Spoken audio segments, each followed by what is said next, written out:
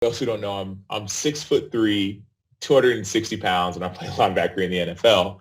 But for whatever reason, I somehow developed this idea that I wasn't enough in a lot of ways, right? Obviously, like on the field, I'm a beast, right? Destroy, dominate, whatever you got to do. But then somewhere in there was this piece of, well, is that really who I am, right? Or is it just like I'm trained to just go this way? I know for me, a lot of people don't know this. I'm super emotional and sensitive, and I'll cry at like a drop of a hat oftentimes. But then there's this balance of on the field, I have a job to do. And so I remember about 2 years ago, I lost a friend. I lost a mentor. And he was our next door neighbor. His name was Jerry Price, and he lived next door. He said, the second thing I want you to know is that you are worth getting to know. Never forget that. You are worth getting to know. And those would be the last words that I heard from my friend. Those words that he said about me being worth getting to know really stuck with me. So that's just a lot of how and where this book came about. It's about what it means to be seen and what it means to be known and what it means to be loved. No matter what, I mean, we all have different professions, different backgrounds, different upbringings. And I don't care if you're the biggest, baddest guy or girl on the block. A lot of us deal with insecurities or pride or shame or some of these emotions. And he reminded me that I'm worth getting to know. Idea of hiding, right? This idea, and that's chapter 1 of the book, is titled Hiding, right? Like, what are the things that we hide, right? Because if you hide a part of you, right, if you choose to not show people your fear, your shame, or your doubt, well, you don't have a gauge on the internal side of your emotions. You can't say, well, I'm gonna show my joy, but not show my sadness. You almost cut off all of those emotions. That's what I saw myself doing. I would try to cut off one side of me, but I didn't realize I was cutting off all of me.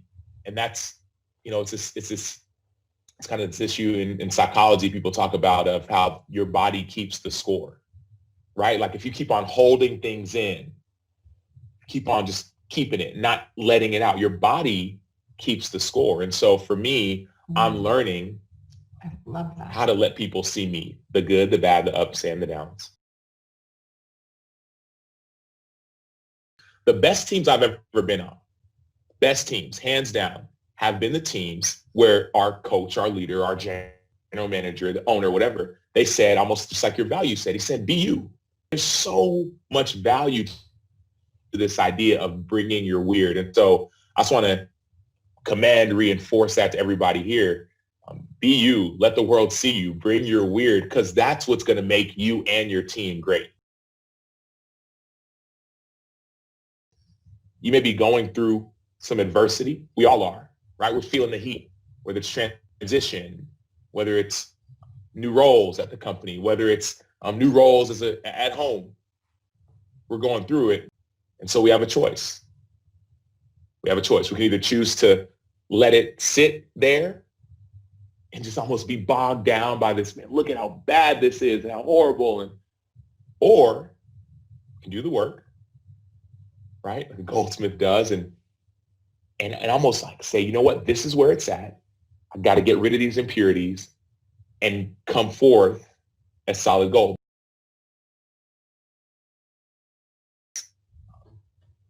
Take what you know, take what you have, and don't be afraid. Don't be afraid. I don't care if it's in this field, another field. I don't care if it's at home. I don't care if it's wherever. Don't be afraid. There's so much that you've already been through. So much. I mean, just each one of you, if you could take a few seconds, think back on your life. Think back on what you've been through, where you've been to. Kaylee, I could go on and on and on. Think about what you've been through, yet you're still here. I know it's hard. But you're still here. You are worth it. You are worth getting to know. Let the world see you.